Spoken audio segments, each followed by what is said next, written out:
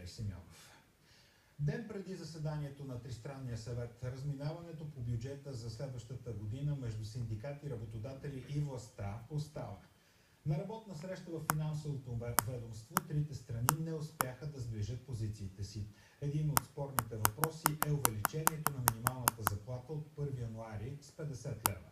Според синдикатите 510 лева са недостатъчни, а според бизнеса увеличението ще ограничи назначаването на повече служители.